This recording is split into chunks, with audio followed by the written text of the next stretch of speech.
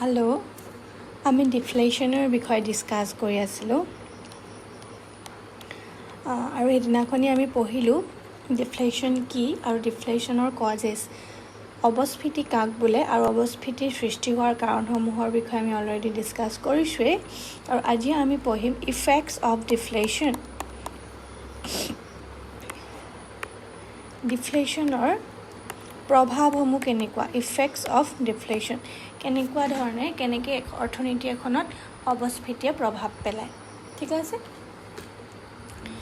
এই প্ৰথমতে চাম ডিফ্লেশ্যনে প্ৰডিউচাৰৰ ওপৰত কেনেকৈ প্ৰভাৱ পেলায় if deflation affects all aspects of an economy অৰ্থনীতি এখনৰ প্ৰত্যেকটো দিশতে আমি অৱস্ফীতিয়ে প্ৰভাৱ পেলায় বুলি ক'ব পাৰোঁ এইকেইটা আমি কেটেগৰিকেলি এক্সপ্লেইন কৰি যাম প্ৰথমতে আমি পঢ়িম প্ৰডিউচাৰ্ছৰ ওপৰত উৎপাদনকাৰীসকলৰ ওপৰত ডিফ্লেশ্যনে কেনেকুৱা ধৰণৰ প্ৰভাৱ পেলায় এইটো চব প্ৰথম কথা ডিফ্লেশ্যন মানে আমি কি জানো যে phenomenon of falling deflation means phenomenon of falling price level আৰু which is accompanied with falling employment output and economic activities অৰ্থনীতি এখনত যেতিয়া অৱস্ফীতিৰ সৃষ্টি হয় দ্ৰব্যৰ দৰ স্তৰ হ্ৰাস পাই আহে আৰু দ্ৰব্যৰ দৰ স্তৰ হ্ৰাস পোৱাৰ লগতে তাতে কি হয় যে নিবনুৱাৰ পৰিমাণ বৃদ্ধি হয় অৰ্থনৈতিক কাৰ্যাৱলীবিলাক হ্ৰাস পাই অহা দেখা যায়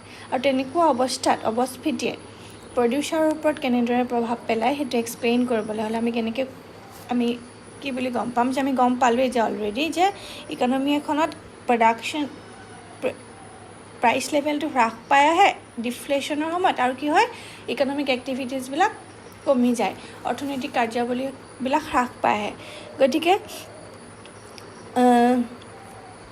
প্ৰডিউচাৰ কেইবাধৰণেও ই প্ৰভাৱ পেলাব পাৰে প্ৰথমটো কেনেকৈ প্ৰভাৱ পেলাব পাৰে এক নম্বৰ দিছোঁ প্ৰথমতে during deflation production cost do not fall as rapidly as the price of finish good okay ডিফ্লেশ্যনৰ সময়ত production cost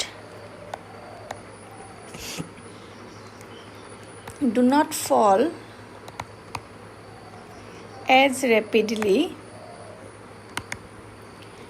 as fall in price level তাৰ মানে কি বুজি গম পালোঁ যে দৰ স্তৰ যি ধৰণে হ্ৰাস পাই আহে সেই অনুপাতে কিন্তু উৎপাদনৰ ব্যয় হ্ৰাস পাই অহা দেখা নাযায় উৎপাদন ব্যয় একে থাকে কিন্তু দৰ স্তৰটো হ্ৰাস পাই আহে তাৰ ফলত প্ৰডিউচাৰজনে লোকচানৰ সন্মুখীন হ'ব লগা হয় ধৰি লোৱা এক্স কমোডিটিৰ প্ৰডাকশ্যন কষ্টটো হৈছে 10 ৰুপিজ গতিকে যদি এক্স কমোডিটি 5টা প্ৰডাকশ্যন কৰে তেতিয়াহ'লে প্ৰডাকশ্যন কষ্টটো কিমান হ'ব 50 ৰুপিজ হ'ব কিন্তু ডিফ্লেশ্যনৰ সময়ত প্ৰাইচ লেভেলটো কি হয় এক্স কমোডিটিৰ প্ৰাইচ লেভেলটো কমি আহিব প্ৰাইচ লেভেলটো যদি কমি আহি 8 ৰুপিজ পাৰ ইউনিট হয় তেতিয়াহ'লে তাৰ ইনকাম কিমান হ'ব 5টা বস্তু বিক্ৰী কৰি 45 ৰুপিজ ডেট মিনছ কি প্ৰডিউচাৰজনে লছ খাব লগা হ'ব পাৰে লছ ফেচ কৰিব লগা হ'ব পাৰে because production cost remains same or production cost do not fall as rapidly as fall in price level ঠিক আছে দামৰ পৰিমাণ একে থাকে কমি আহে কিন্তু উৎপাদন ব্যয়ৰ পৰিমাণ সেই অনুপাতত হ্ৰাস নোহোৱাৰ বাবে প্ৰডিউচাৰজনে উৎপাদনকাৰীজনে লোকচানৰ সন্মুখীন হ'ব লগা হ'ব পাৰে ঠিক আছে ছেকেণ্ড কেনেকৈ হ'ব পাৰে যেতিয়া suppose when the producer buys raw materials and other inputs he pays a higher price okay when the producer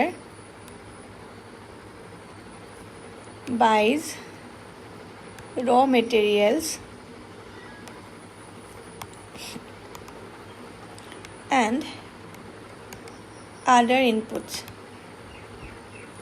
he paid higher price okay এইটো বুজি পাইছা আমি ধৰি লৈছোঁ যে উৎপাদনকাৰীজনে যেতিয়া দ্ৰব্যসমূহ ৰ মেটেৰিয়েলছ কেঁচা সামগ্ৰী কিনিছিলে বা অন্যান্য উপাদানসমূহ কিনিছিলে তেতিয়া সি অধিক দাম দিব লগা হৈছিল but by the time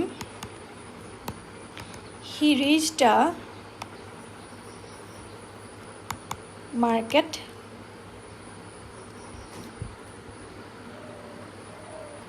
to sell his finished product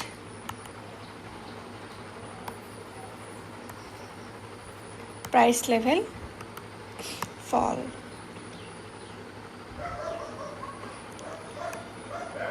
due to deflation. Okay, এই লাইনটোৰ পৰা কি বুজি পালো যে when the producer buys raw materials and other inputs he pays higher price, but by the time he reaches the market to sell his finished product price level fall due to deflation. ধৰি লৈছোঁ যে উৎপাদনকাৰীজনে যেতিয়া দ্ৰব্যটো উৎপাদন কৰিবৰ কাৰণে কেঁচা সামগ্ৰী কিনিছিলে বা অন্যান্য উপাদানবিলাক কিনিছিলে সেই সময়ত কিন্তু উচ্চ দামত বেছি দাম দি সেইবিলাক কেঁচা সামগ্ৰী আৰু অন্যান্য উপাদানবিলাক কিনিব লগা হৈছিলে, ক্ৰয় কৰিব লগা হৈছিলে। কিন্তু সেই উপাদানসমূহ ব্যৱহাৰ কৰি যেতিয়া ফিনিশ্ড প্ৰডাক্টটো ফাইনেল প্ৰডাক্টটো উৎপাদন কৰিলে, ঠিক আছে, ফাইনেলটো চূড়ান্ত দ্ৰব্যটো উৎপাদন কৰিলে, সেই অৱস্থাত কিন্তু ডিফ্লেশ্যনৰ কাৰণে চূড়ান্ত দ্ৰব্যটোৰ দামটো কমি যোৱা দেখা গ'ল, দামটো কমি আহিলে।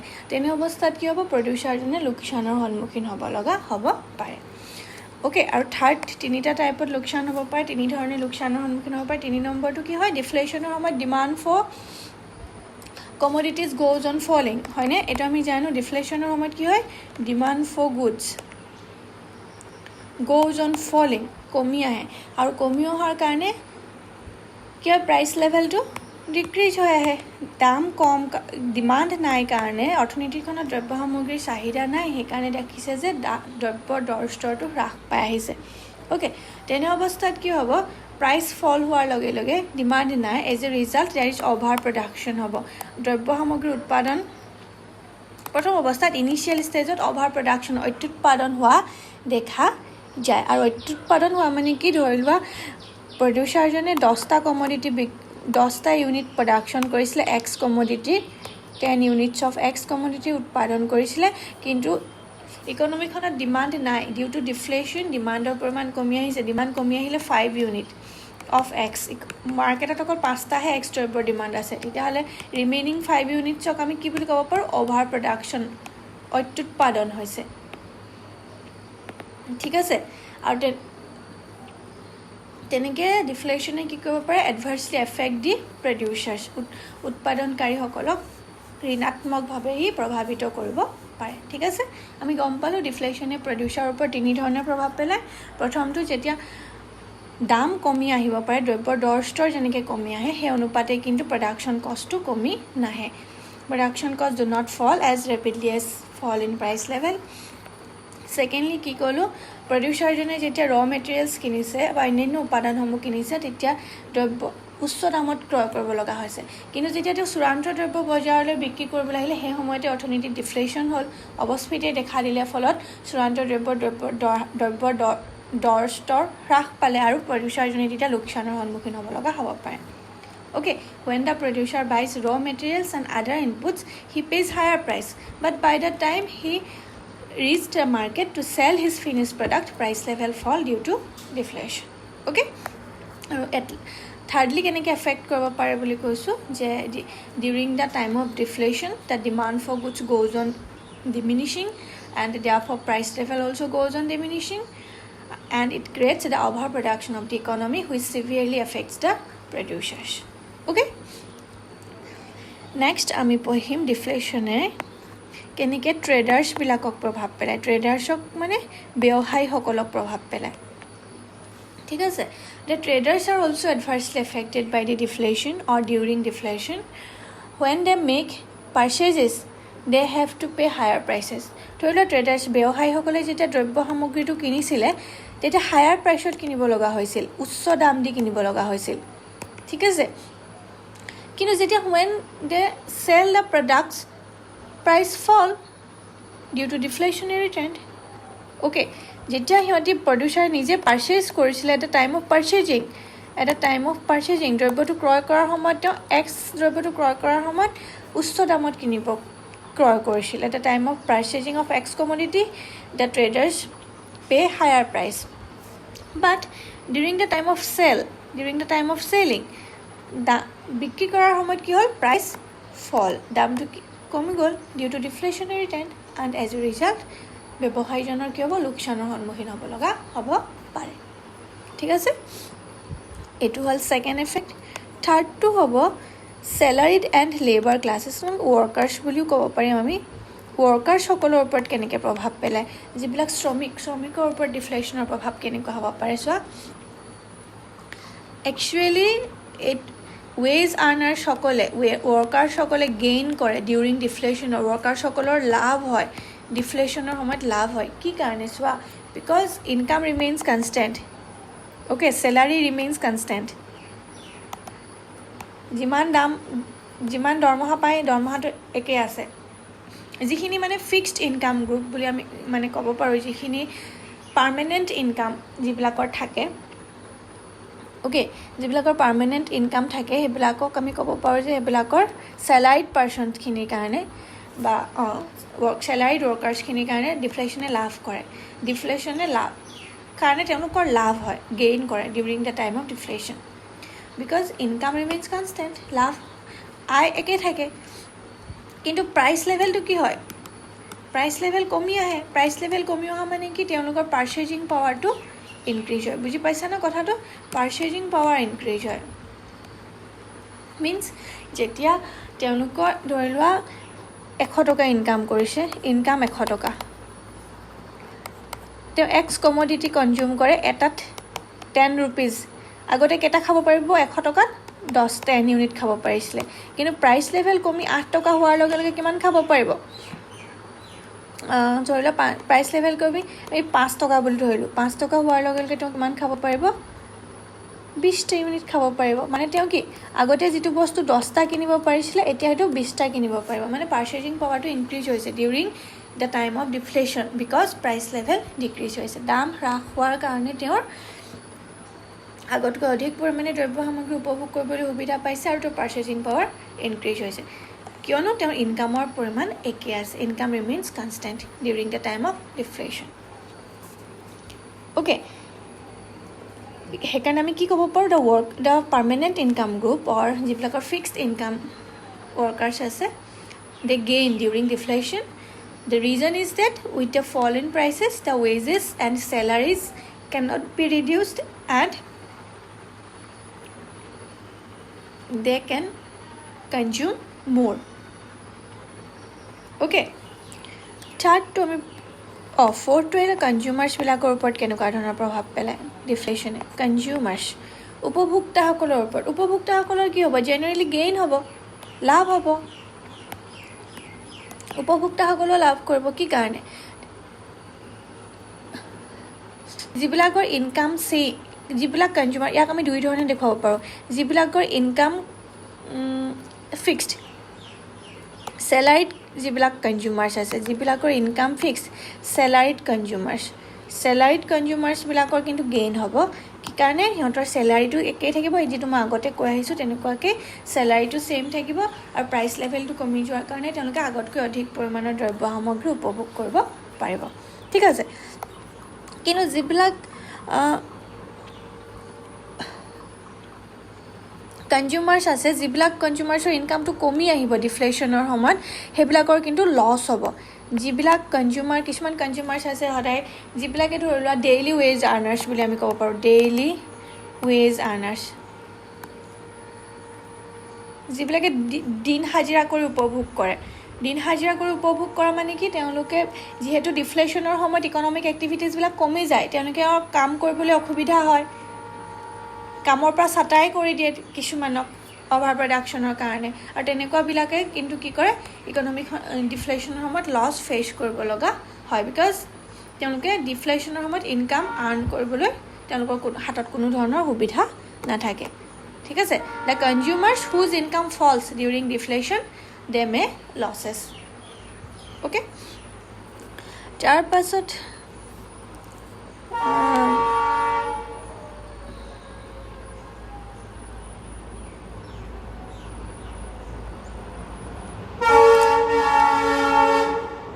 আহিব পাৰে ক্ৰেডিটাৰ্ছ এণ্ড ডেপ্টাৰ্ছ। তেওঁলোকৰ ওপৰত কেনেকুৱা ধৰণৰ প্ৰভাৱ পেলায়? ক্ৰেডিটাৰ্ছ মানে অসমীয়াত আমি যিজনে ধাৰ দিয়ে, আৰু ডেপ্টাৰ্ছ মানে হয় যিজনে ধাৰ লয়। ধাৰ লোৱাজনক আমি ডেপ্টাৰ্ছ বুলি কওঁ আৰু ধাৰ দিয়াজনক আমি ক্ৰেডিটাৰ্ছ বুলি কওঁ। আৰু তেওঁলোকৰ কেনেকুৱা ধৰণৰ এফেক্ট হ'ব পাৰে during the time of deflation during the time of deflation কি হয় প্ৰাইচ ফল অ'কে প্ৰাইচ লেভেল কি হয় ফল আৰু ভেলু অফ মানিটো কি হয় মুদ্ৰাৰ মূল্যটো বৃদ্ধি পায় okay therefore as a result the creditors gain কৰে আৰু ডেপ্টৰ্ছৰ কাৰণে এইটো লছ হয় ঠিক আছে during the time of deflation price level decreases price লেভেলটো কমি যায় বাট ভেলু অফ মানিটো ইনক্ৰিজ হয় ভেলু অফ মানিটো বাঢ়ি যোৱাৰ কাৰণে যিজনে ধাৰ দিয়াজনৰ লাভ হয় কি কাৰণে ভেলু অফ মানিটো ইনক্ৰিজ হৈছে অ'কে আৰু যিজনে ধাৰ লয় তেওঁৰ কাৰণে লোকচান হয় বিকজ ভেলু অফ মানিটো ইনক্ৰিজ হৈছে সেইটো কাৰণে অ'কে এইকেইটা হৈছে ক্ৰেডিটৰ্ছ আৰু ডেপ্টৰ্ছৰ ওপৰত এফেক্ট তাৰ ওপৰত আৰু কিছুমান আদাৰ ইকনমিক এফেক্ট আছে আদাৰ এফেক্টছ অন ইকনমি আমি ক'ব পাৰোঁ এইটো কেনেকৈ হ'ব প্ৰথমতে টেক্স পেয়াৰ্ছৰ কেনেকৈ হ'ব পাৰে টেক্স পেয়াৰ্ছে কি কৰে টেক্স পেয়াৰ্ছৰ কাৰণে লছ হয় কি কাৰণে during the time of deflation due to falling price level কম হয় আৰু ভেলু অফ মানি ইনক্ৰিজ হোৱাৰ কাৰণে টেক্স বাৰ্ডেনটো ইনক্ৰিজ হয় টেক্স বাৰ্ডেন increase হয় during the time of deflation real burden of tax increase হয় কৰৰ প্ৰকৃত বোজা বৃদ্ধি হয় because value of money increases মুদ্ৰাৰ মূল্য বৃদ্ধি হোৱাৰ কাৰণে কৰৰ প্ৰকৃত বোজা বৃদ্ধি হোৱা দেখা যায় আৰু টেক্স পেয়াৰ্ছখিনিৰ কাৰণে লোকচান হয় ঠিক আছে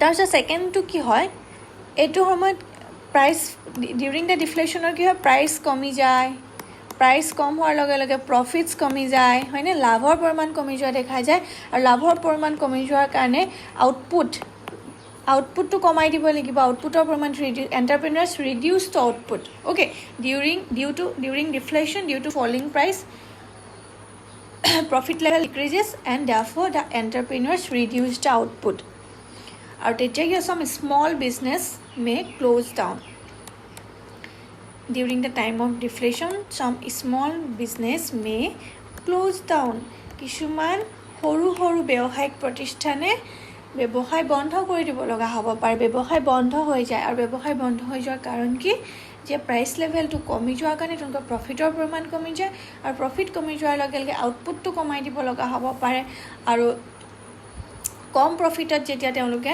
চলিব নোৱাৰা হয় তেওঁলোকে বিজনেছটো চলাই নিব নোৱাৰা হৈ যায় তেতিয়া সৰু বিজনেছ ফাৰ্মবিলাকে ব্যৱসায়টোৰ পৰা আঁতৰি যাব লগা হ'ব পাৰে অ'কে আৰু this may result in the unemployment of workers and employees okay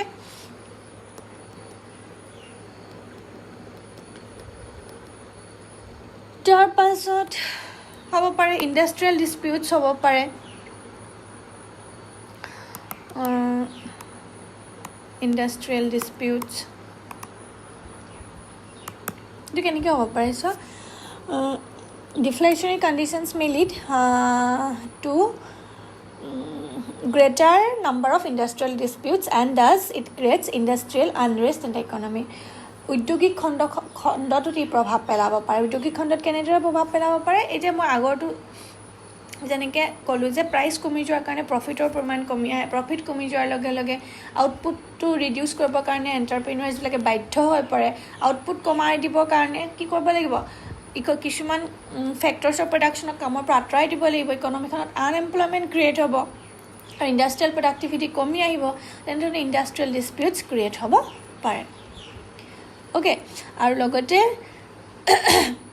ফ'ৰ্থটো হ'ব পাৰে economic growth rate slow' down হ'ব পাৰে অৰ্থনৈতিক উন্নয়নৰ হাৰ কমি যায় ইকনমিক গ্ৰ'থ ৰেট ডিক্ৰিজ হয় slow' down of economic growth rate or because it suffers a setback of during the time of ডিফ্লেশ্যনৰ সময়ত গোটেই অৰ্থনৈতিক কাৰ্যাৱলীবিলাক যেতিয়া কমি আহে হ্ৰাস পাই আহে ইকনমিখনত আনএমপ্লয়মেণ্ট ক্ৰিয়েট হয় প্ৰডাক্টিভিটি হ্ৰাস পাই আহে তাৰ ফলত অৰ্থনীতিখনৰ উন্নয়নৰ হাৰটো কম হোৱা দেখা যায় ঠিক আছে এইকেইটা হৈছে এফেক্টছ অফ ডিফ্লেশ্যন ইন ইকনমি অৰ্থনীতি এখনত ডিফ্লেশ্যনৰ কেনেকুৱা ধৰণৰ আমি কেইবাটাও পঢ়িলোঁ কি পালোঁ আমি প্ৰডিউচাৰৰ ওপৰত কেনেকৈ প্ৰভাৱ পেলায় নেক্সট আমি পঢ়িলোঁ তাৰ তিনিটা ধৰণে প্ৰভাৱ পেলায় আমি পঢ়িলোঁ ট্ৰেডাৰ্ছৰ ওপৰত ব্যৱসায়ীসকলৰ ওপৰত তাৰপিছত পঢ়িলোঁ ৱৰ্কাৰ্ছৰ ওপৰত তাৰপিছত পঢ়িলোঁ কনজিউমাৰ্ছৰ ওপৰত, তাৰপাছত পঢ়িলোঁ ক্ৰেডিটাৰ্ছ এণ্ড ডেপ্টৰ্ছ, আৰু একেবাৰে শেষত আমি কিছুমান other effects of economy of deflation on